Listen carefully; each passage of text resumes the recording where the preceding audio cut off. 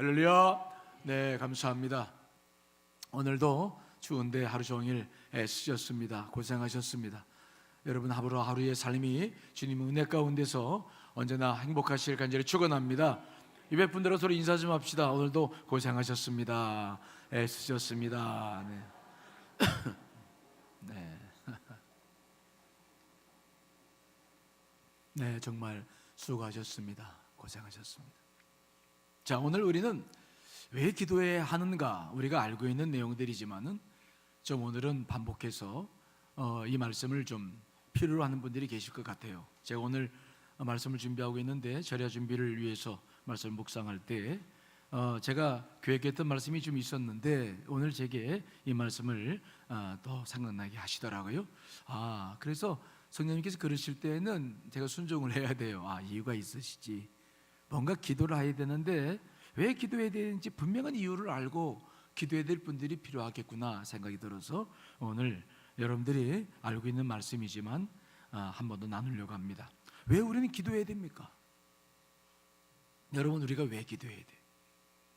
하나님께서는 전지전능하신 분이라는 것을 우리가 믿습니다. 그렇죠?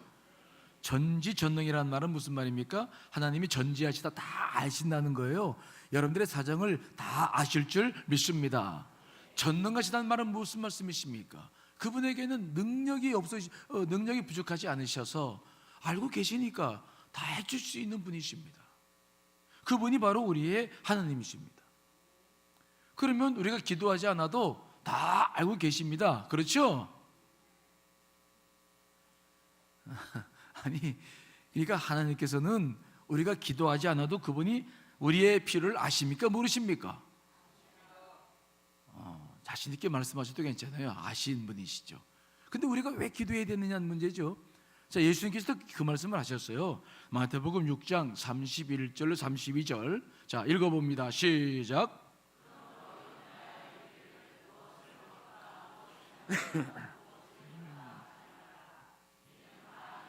구하는 것이라 너희 하늘 아버지께서 이 모든 것이 너희를 있어야 할 줄을 아시느니라.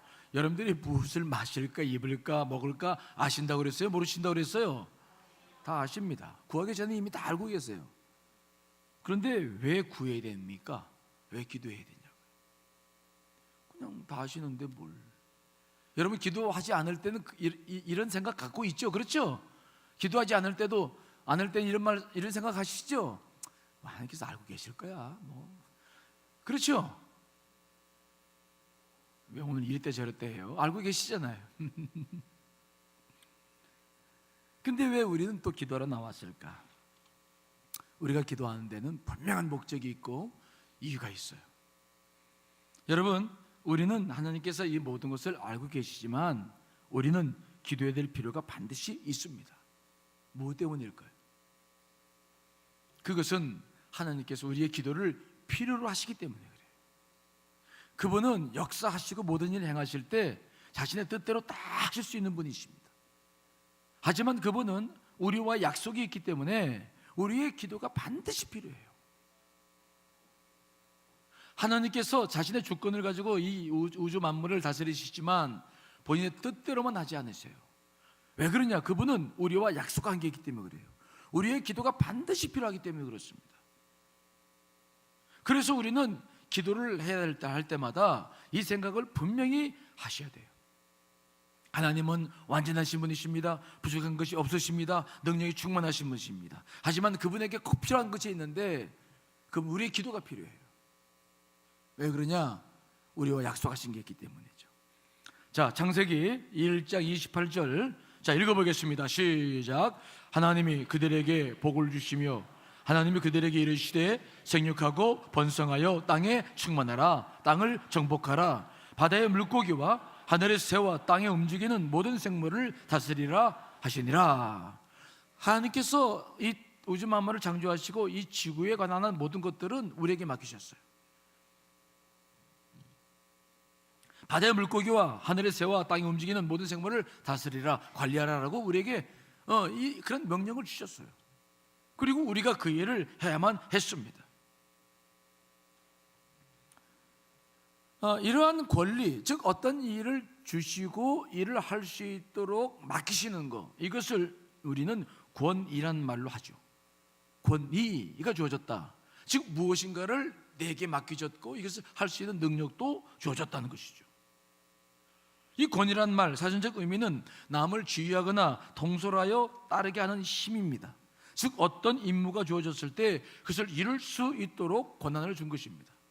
하나님께서는 우리 인간에게 자신의 소유이신 이 지구를 맡기셔서 관리의 책임을 우리에게 부여해 주신 줄 믿습니다. 그 책임을 다할 수 있도록 권위를 주셨어요. 이게 우리가 갖고 있는 능력이에요. 예를 들어보면 그렇습니다. 제가 이 성경책을 가지고 있는데 이 성경책을 제가 우리 김지열 권사님한테 내 거지만 이렇게 잠시 이렇게 맡겨드렸어. 권사님 이거 가지세요. 그러면은 이 성경책의 주인은 접니까? 권사님이십니까?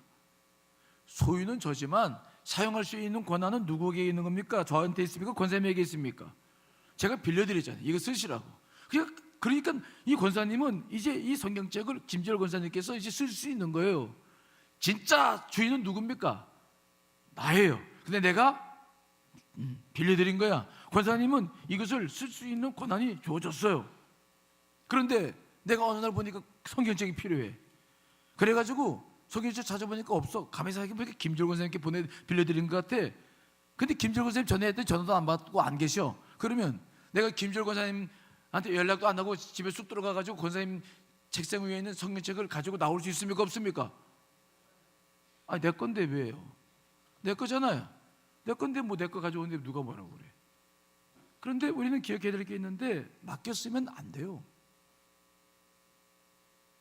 내 소유권이지만 맡겨드렸어요. 그러면 반드시 저는 권사님에게 동기를 구하고 죄송합니다. 제가 빌려드렸는데 제가 좀 필요해가지고 좀 저를 다시 돌려주시면 좋겠습니다. 반드시 양해를 구하고 그 다음에 내가 그 성경책 가져와 써야 되는 거예요.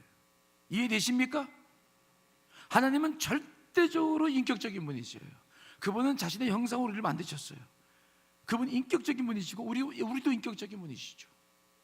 때문에 그분은 막무가내로 막 자기 능력으로 권한으로 힘으로 막 이렇게 일하시는 분이 아니에요. 절대적으로 그분은 인격적인 분이십니다. 그런데 우리에게 주어졌던 그 권위가 애석하게도 사탄의 유혹에 넘어가서 하나님의 명을 어기고 죄를 지음으로 말미암아 하나님과 우리와의 사이에 단절이 생겼죠. 우리에게 주어진 모든 권한이 이제는 사탄에게 넘어가고 우리는 죽음을 경험할 수밖에 없는 인간이 되었죠. 사탄이 그 권한을 가지고 자신의 왕국을 이루면서 지금도 공중 권세를 잡고 있죠. 하지만 하나님께서는 자기 아들 독생 선자를 이 땅에 보내셔서 다시 그 모든 권한을 회복해 주셨습니다. 인간을 구원하셨습니다. 여러분 이 사실 믿으시나요? 그래서 우리는 이 모든 권세를 가지고 다시 기도할 수 있는 사람이 되었죠. 자, 마태복음 28장 18절 말씀을 읽어보겠습니다. 시작. 예수께서 나와 말씀하여 이르시되 하늘과 땅의 모든 권세를 내게 주셨으니, 하나님께서는 모든 권세를 예수 그리스도께 주셨고 예수 그리스도는 그 모든 권세를 우리에게 주셨어요. 그래서 우리는 땅에서 매면 하늘에서 매이고 땅에서 풀면 하늘도 풀리는 놀라운 권세를 갖게 되었죠. 마태복음 16장 18절로 19절입니다. 읽습니다. 시작.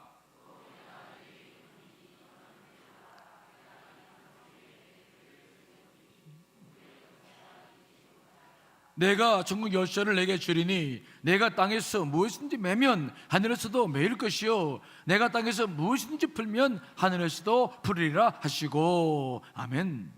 베드로에게 주신 것이 뭐냐? 전국 열쇠입니다. 이게 바로 기도죠. 우리는 교회입니다. 교회에게 주신 것이죠.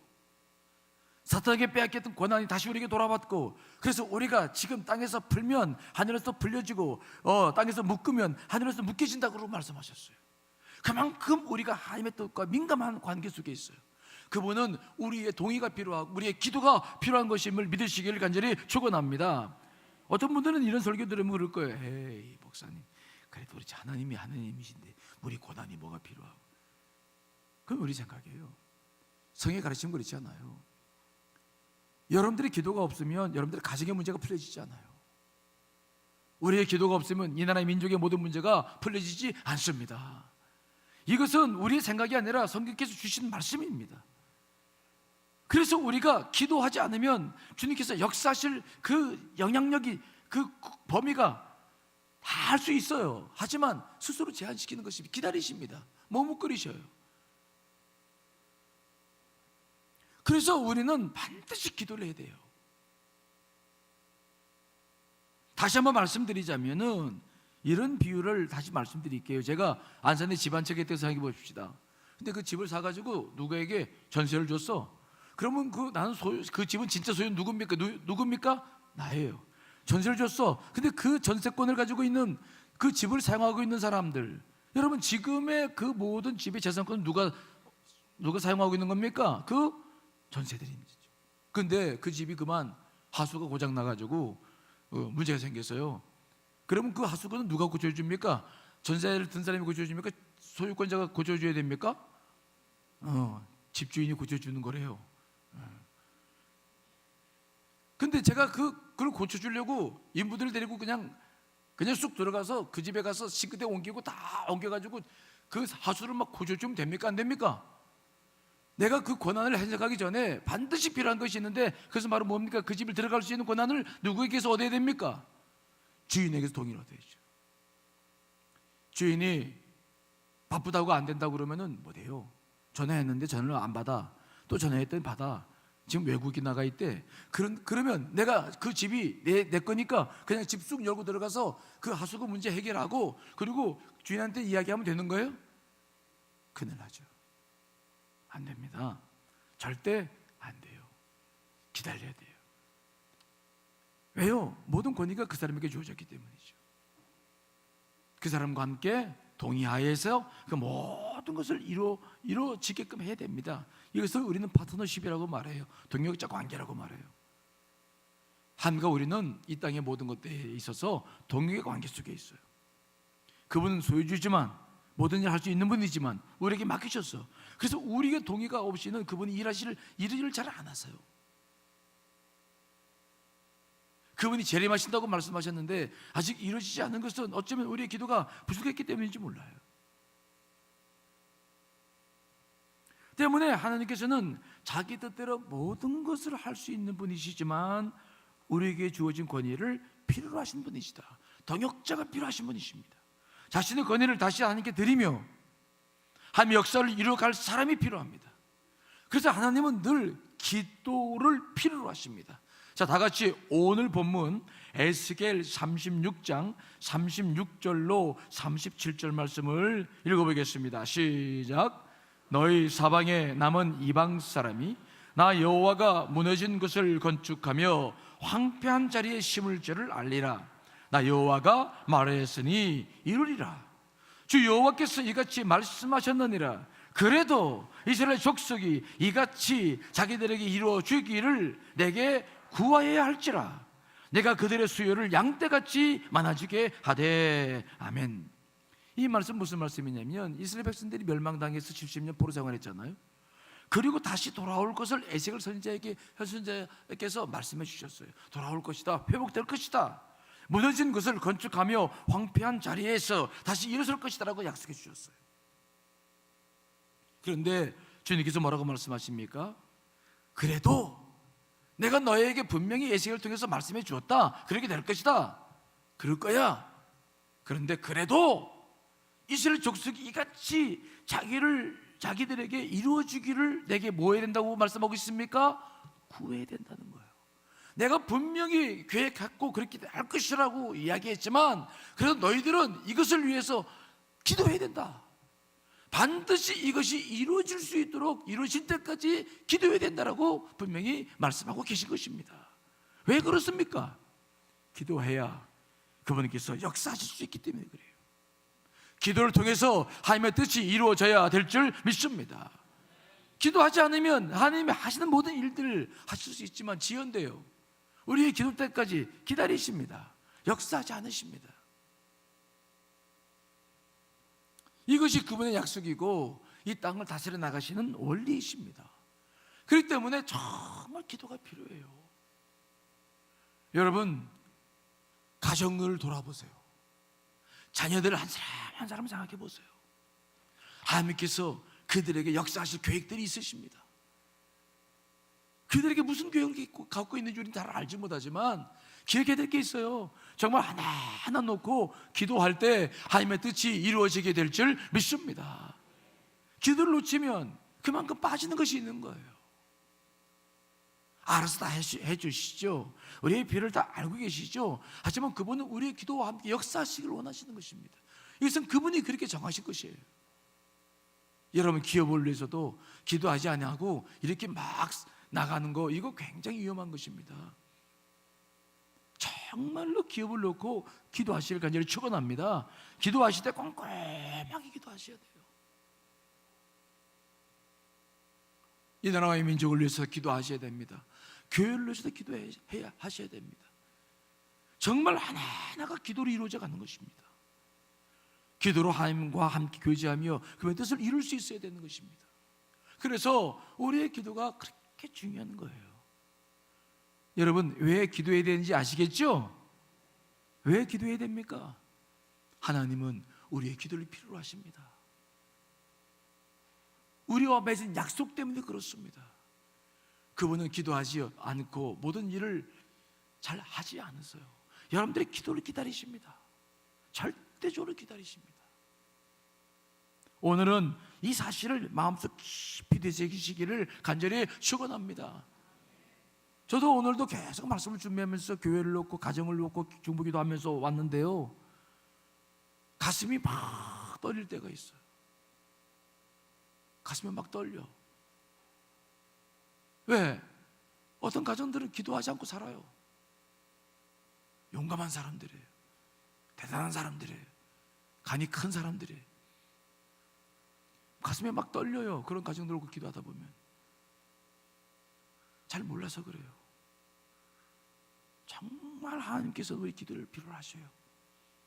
오늘 이 시간이 하나님의 놀라운 역사를 기대하는 시간, 그 역사가 이루어질 것을 믿는 시간 되시길 간절히 축원합니다. 여러분이 기도를 통해서 반드시 이루어집니다. 그것을 믿으셔야 돼요. 그렇기 때문에 우리가 기도할 때는 무엇을 구해야 됩니까? 여러분의 뜻을 구해야 됩니까? 하나님의 뜻을 구해야 됩니까? 이것이 또한 중요해요. 기도가 굉장히 중요하다는 사실을 우리가 알게 되었는데, 그 기도가 그렇게 중요하다는 사실을 알게 되었을 때 그 다음에 와지는 것은 뭐냐? 그렇기 때문에 기도할 때 무엇을 구해야 된다고요? 내 뜻보다는 하나님의 뜻을 살펴라. 이게 중요한 것입니다. 이게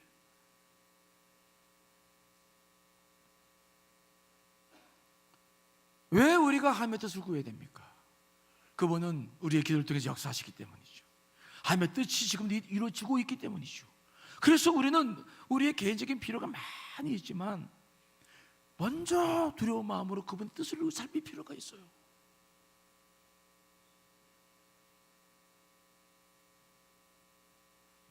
그렇지 않으면 우리의 삶은 엉망이 되기 쉬워요.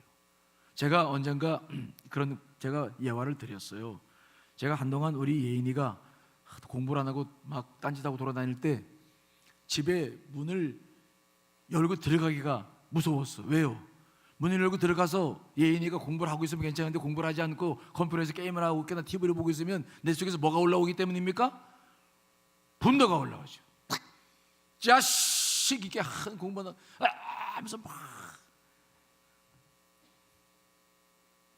저는 예인이가 하루 종일 뭐 했는지 몰라요. 근데 지금 눈에 보이는 것만 나는 판단할 수밖에 없으니까 지금 10분 전에 컴퓨터를 하고 있는지 뭐 TV를 봤는지 모르지만 하여튼 지금 공부 안 하니까 막 올라오는 거죠.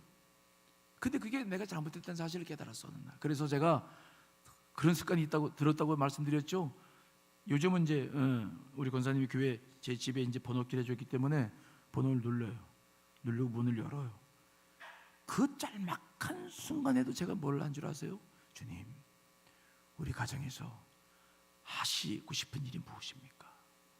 제가 들어가서 뭘 하면 좋겠습니까? 이거를 더 기도해요. 문을 엽니다. 어떤 상황이 벌어지든 그것 때문에 마음 흔들리지 않아요. 하나님께서 하실 일이 무엇인지가 마음속에 들어오기 때문에 절대로 그렇지 않습니다. 저 요즘요 집에 들어가면요 쓰레기통도 버리고 막 그거 요즘 합니다. 왜? 하나님의 뜻이라면 그거 하는 거예요. 그냥 들어가서 해요. 옛날 같지 않아요. 옛날 같지 않아요. 이제는 하나님께서 우리 가정에 원하시는 게 뭔가, 정말 애들을 위로할 것이다. 그러면 그놈들이 뭐라고 살던 가서 위로해주고 말을 걸고 대화합니다. 그러니까 집이 얼마나 좋아졌는지 몰라요. 아빠의 힘으로 막 권위로 집이 막 이랬다 저랬다 천국 갔다 지구 갔다 이러지 않아요. 하나님의 뜻이 계속해서 이 가정 속에 임기를 원하는 거예요.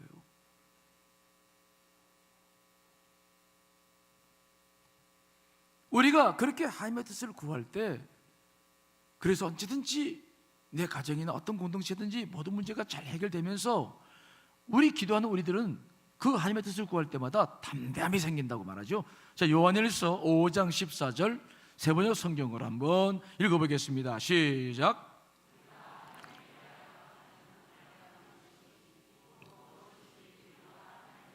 구하면 하나님은 우리의 청을 들어주신다는 것입니다. 하나님의 뜻을 따라 구하면 우리에게 뭐가 생기냐? 기도에 뭐가 생긴다고요? 담대함이 생겨요. 하나님의 뜻이 분별되지 않을 때는 긴가민가해요. 내 영이 확고하게 서지 않아. 그런데 하나님의 뜻이 분명했을 때는 이게 확고하게 서요. 흔들림이 없어요. 어떠한 상황 속에서도 흔들리지 않아요. 그래서 우리는 이 기도를 하되, 오늘도 기도하되, 여러분들 많은 문제를 가지고 기도하되, 문제를 붙잡고 기도하지 말고 문제 속에 있는 하나님의 뜻을 붙잡고 기도하시기를 간절히 축원합니다. 그게 아주 중요한 포인트예요. 우리는 아브라함을 잘 압니다. 성경에서 가장 먼저 발견된 중보 기도자가 아브라함이에요.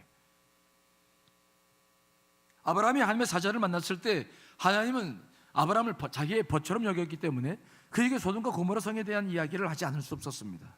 소돔과 고모라 성이 심판받을 것이라 라고 이야기를 했어요.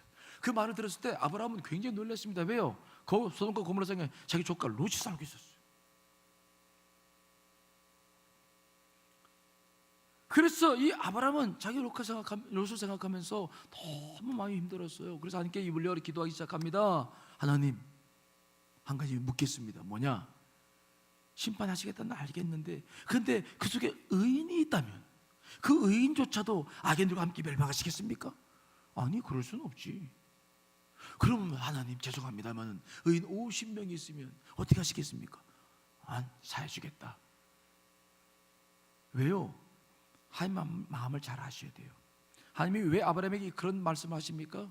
하나님은 죄에 대해서는 심판하셔야 됩니다. 하지만 하나님은 긍휼하신 하나님이십니다. 사랑이 많으신 하나님이십니다. 정말 누군가 기도만 있다면 그 백성들을 또 용서해주고 싶으신 거예요. 그렇죠? 그래서 아브라함에게 말씀하신 것입니다. 아브라함이 하나님의 그 뜻을 알았어요. 의인을 죄인들과 함께 죽일 수는 없죠. 그래서 50명을 이야기했던 하나님께서 그래 50명 있으면 내가 멸망시키지 않겠다. 그런데 아브라함이 죄송합니다만 45명, 50명에서 5명 가망은 어떻습니까?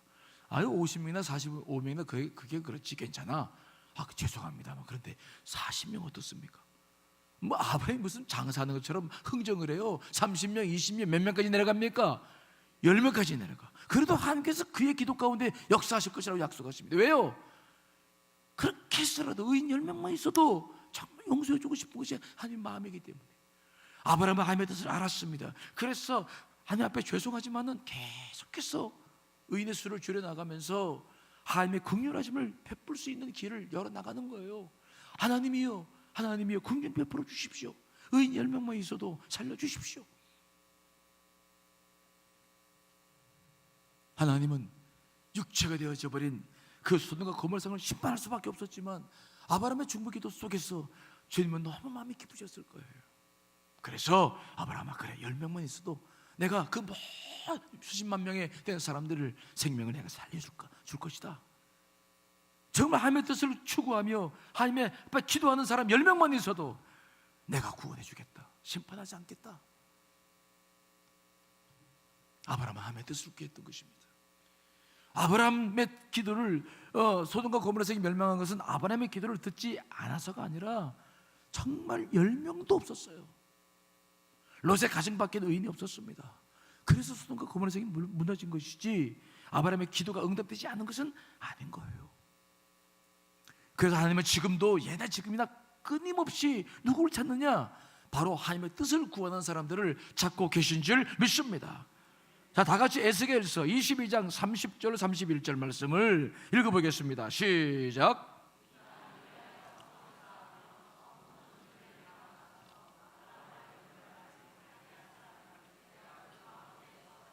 찾지 못하였으므로 내가 내 분노를 그들 위에 쏟으며 내 진노의 불로 멸하여 그들 행위대로 그들 머리에 부응하였느니라. 주 여호와의 말씀이라.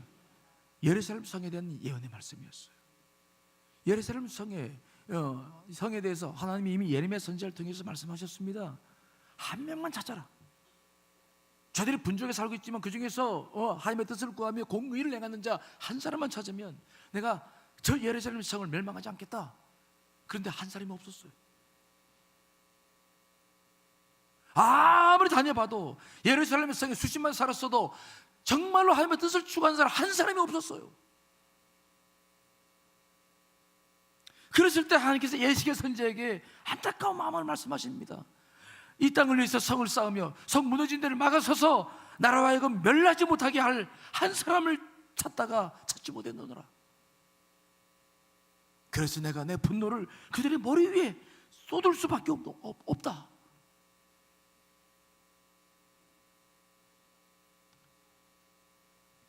아무리 죄 속에 있었어도 남유다가 바벨론에 멸망당하지 않을 수 있는 길이 있었어요. 한 사람만 있었으면 됐을 텐데 주님을 위해서 기도할 한 사람이 없었어요. 여러분, 하나님은 언제든지 기도할 사람 한 사람의 기도자를 찾는다는 사실을 잊지 않으시기를 간절히 축원합니다. 지금도 하나님 역사는 계속되고 있어요. 지금도 하나님은 여러분들의 기도 속에서 역사하신 분이십니다. 그리고 그분은 지금도 기도하는 한 사람을 찾고 있는 것입니다. 지금 이 나라 이 민족이 이렇게 사는 것도 우리가 기도하고 있다는 사실을 여러분 잊지 않으시길 간절히 축원합니다. 기도하고 있기 때문이죠. 기도한 자가 있는 이상 하나님의 역사는 반드시 하나님의 뜻을 이룰 수 있도록 역사하실 수밖에 없어요. 하나님은 우리의 지시나 도움을 필요로 하신 분이 아니십니다. 그러나 하나님은 우리에게 약속하셨기 때문에 우리의 권위를 필요로 하신 분이십니다. 우리가 기도할 때 그는 기쁨으로 역사하십니다. 우리가 기도할 때 하나님의 긍휼하심과 사랑하심을 이 땅에 끝없이 펼쳐나가신 분이 그분이십니다. 여러분, 기도하시되 하나님의 뜻을 먼저 살펴나가시기를 간절히 축원합니다. 그렇기 때문에 우리가 기도할 때에 어떻게 기도해야 됩니까? 여러분들의 기도 제목과 쇼핑을 갈 때 그 쓰는 쇼핑 목록이 달라야 돼요. 이 두 가지 차이가 있어야 돼요. 여러분들이 마트나 백화점에 갈 때 뭐 많지 않으면 그냥 가겠지만 많으면 쇼핑 목록을 다 쓰잖아요. 쌀도 사고 계란도 있어야 되고 뭐 기름도 있어야 되고 뭐 부추 다 써가지고 그 쇼핑 목록은 여러분들이 가정에 직접적으로 지금 필요한 것입니까? 아닙니까? 필요한 거예요. 그건 쇼핑 목록이에요. 그런데 기도 제목은 달라야 돼요. 뭐가 달라야 됩니까? 지금 돈이 필요해요. 돈. 하지만 돈을 구하면 쇼핑 목록을 쓰는 거지만 기도 제목은 그게 아니에요. 돈이 필요할 때마다 뭘 기억했느냐? 왜 돈이 필요한가? 하나님은 우리의 가정은 뭐라고 보실까? 우리 가정에 무엇이 더 필요하다고 보실까? 난 돈이 필요해요. 돈 주십시오. 돈이 정말 필요해. 그런데 정말로 하나님의 관점에서 본다면 우리 가정에서는 뭐가 더 필요할까? 여러분, 하나님의 관점으로 여러분들의 가지고 있는 문제를 한번 바라보시기를 간절히 축원합니다. 당장 돈이 필요한 것 같은데 정말 하나님께서는 뭐가 필요하다고 여기실까요?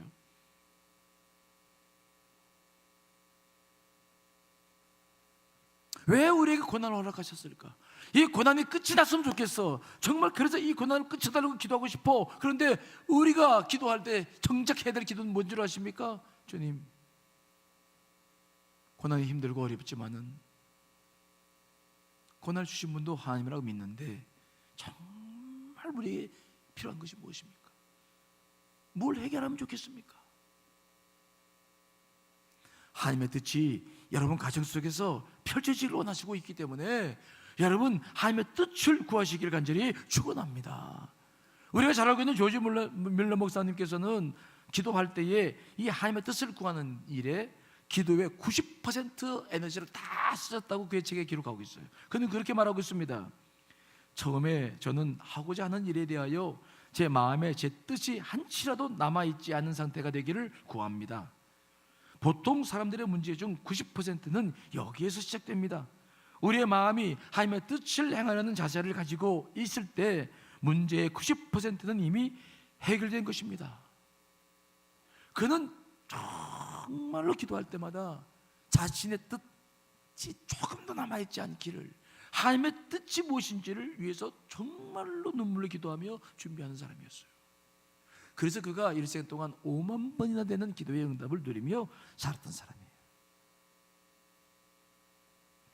조피 목록은 지금 내게 필요한 것을 구하는 것이지만, 기도란 지금 당장 필요한 것이 아니라 이에 대한 하나님의 뜻이 무엇인가를 묻는 것이 기도가 되어야 될 줄 믿습니다. 이게 달라야 돼요.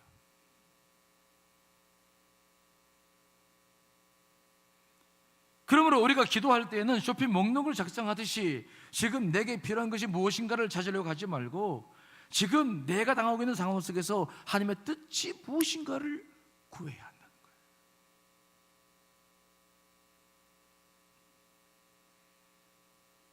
그래서 나의 무지와 이기적인 동기가 무엇인지를 분별해내야 됩니다.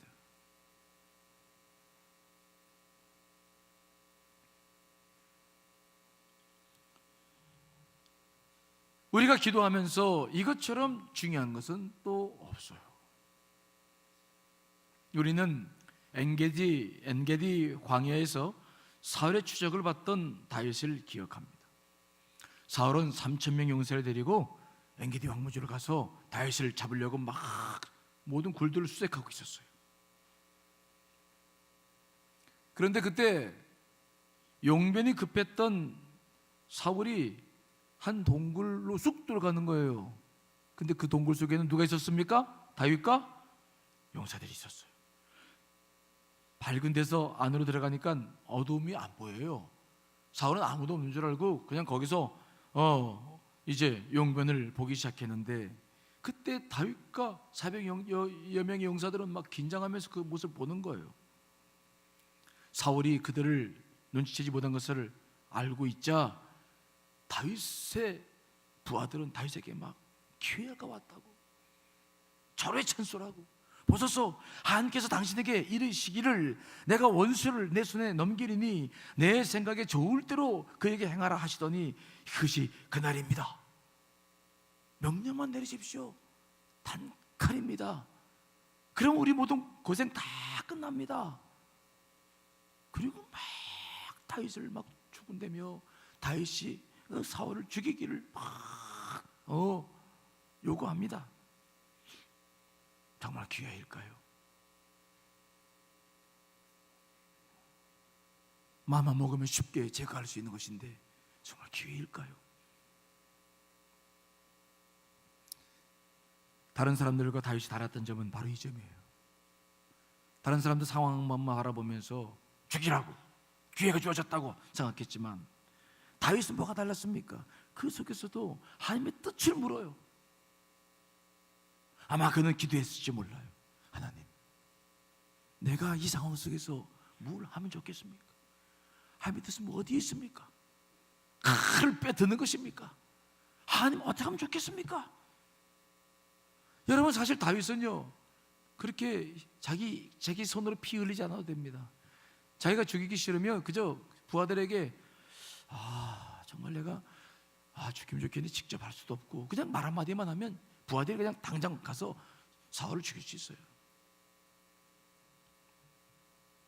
하지만 다윗은 그 순간에도 하나님의 뜻을 물어요. 그렇게 결단하죠.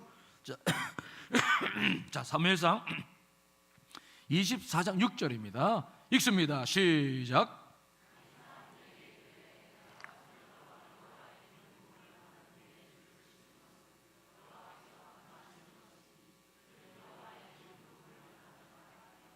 아멘. 그가 뭘 분별합니까?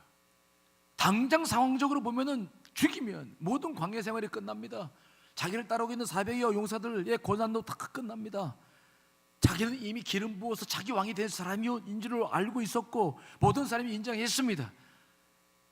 아무 문제가 되질 않아요. 하지만 여러분 기억하셔야 돼요. 다윗의 위대한 점은 무엇입니까? 그런 상황 속에서도 자기의 유익이 아니라 하나님의 뜻을 구한 줄 분명히 믿습니다.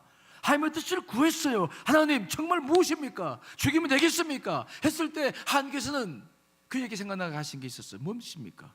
하나님께서 기름 부어 세운 사람을 어찌 인간이 죽일 수 있겠는가? 하나님이 기름 부어 세우셨으면 하나님께서 책임지실 사람인데 어찌 내가 죽이겠는가? 다윗은 하나님의 뜻을 기억했어요. 그럴 수 없었어요.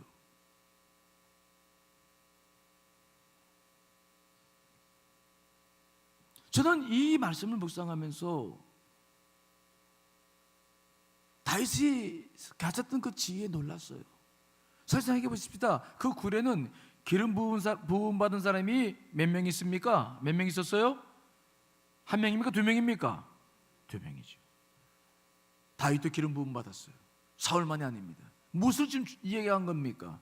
만일 다윗이 사울을 죽여버렸으면은 자기 스스로가 기름 부음 받은 하나님의 종이라는, 하나님께서 자기를 자기 왕으로 세우실, 그래서 기름 부었던 사실 자체를 자기가 부인해버리는 거예요. 하나님을 무시해버리는 거예요. 자기 스스로가 그 권위를 내려놓는 것입니다.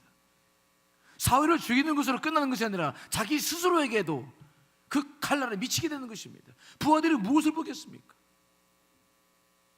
자신이 왕이 되었을 때 그 부하들은 자기에게 무슨 짓을 행할 수 있겠습니까?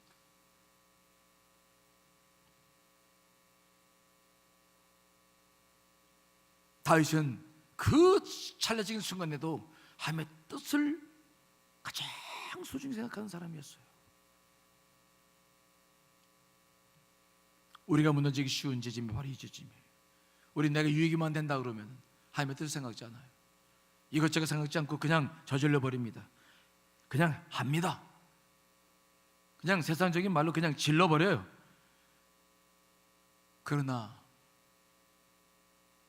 그 모습을 바라보며 가슴 아파하신 분이 계시다는 것을 잊지 말아야 될 줄 믿습니다. 하나님이시죠. 하나님. 그러나 다윗이 그 이 일을 결단하고 하나님의 뜻을 추구했을 때 하나님 얼마나 기쁘셨을까요? 다윗이 그런 결단은 어떤 일을 갖겠습니까? 다윗이 그렇게 하나님의 뜻을 추구하며 그의 옷자락만 조금 잘난 것 가지고도 미안한 마음을 가지고 그 일을 마무리 짓고 사울을 돌려보냈을 때 어떤 일이 벌어졌습니까? 사울이 그 굴을 나갔을 때 다윗이 먼저 나가서 그 산꼭대기 위에서 나가는 사울을 부릅니다. 사울 왕이야 부릅니다. 내 아버지여 보소서, 내 손에 있는 왕의 옷자락을 보시옵소서. 내가 왕을 죽이지 아니하고 겉옷자락만 베었은즉 내 손에 악이나 죄가 없는 줄을 오늘 아실지니이다. 왕은 내 생명을 찾아 헤아려 하시나 나는 왕에게 범죄한 일이 없습니다. 여호와께서는 나와 왕 사이를 판단하사 여호와께서 나를 위하여 왕에게 보복하시려니와 내 손으로는 왕을 해하지 않겠나이다. 그 다윗은 자기 진심을 사울 왕에게 호소합니다. 부르짖어요. 그때 어떤 일이 벌어집니까? 사울이 눈물을 흘리며 회개합니다. 고마움을 표시하죠. 자, 사무엘상 24장 20절 22절 말씀 읽어보겠습니다. 시작. 보라, 나는 내가 반드시 왕이 될 것을 알고 이스라엘 나라가 내 손에 견고히 설 것을 아노니 그러즉 너는 내 후손을 끊지 아니하며 내 아버지 집에서 내 이름을 멸하지 아니할 것을 이제 여호와의 이름으로 내게 맹세하라 하니라. 다윗이 사울에게 맹세하되 사울은 집으로 돌아가고 다윗과 그의 사람들은 요새로 올라가니라. 사울은 눈물을 흘리며 자신을 바라봐요. 그리고 왕에게, 다윗에게 말합니다. 네가 왕이 될 것이다. 온 천하에 선언합니다. 다윗아, 네가 왕이 될 거다. 나는 못났다. 하지만 너는 왕이 될 만하다. 너는 왕이 될 것이다. 왕이 된 다음에 내 후손들도 기억해라. 내가 다시는 너에게 이런 일을 하지 않겠노라. 비록 사울은 그 말을 지키지 못했지만 다윗의 행한 일을 통해서 하나님은 사울로 하여금 회개 눈물을 흘리게 만드시죠. 하나님의 뜻대로 다윗은 왕이 될 수 있는 길을 사울에 의해서 열려나가게 되고 하나님의 뜻이 이루어져 가게 되는 것을 우리가 보는 거예요.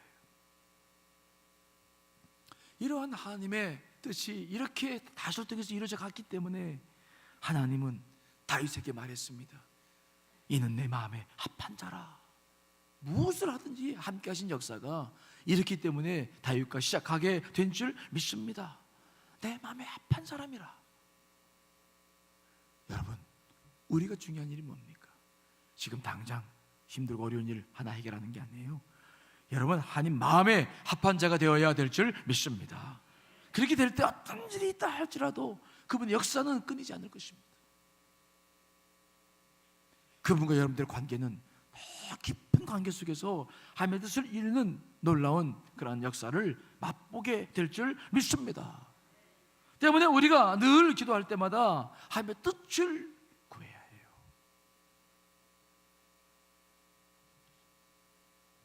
저는 오늘 성령님께서 제게 이 말씀을 특별히 주셨어요.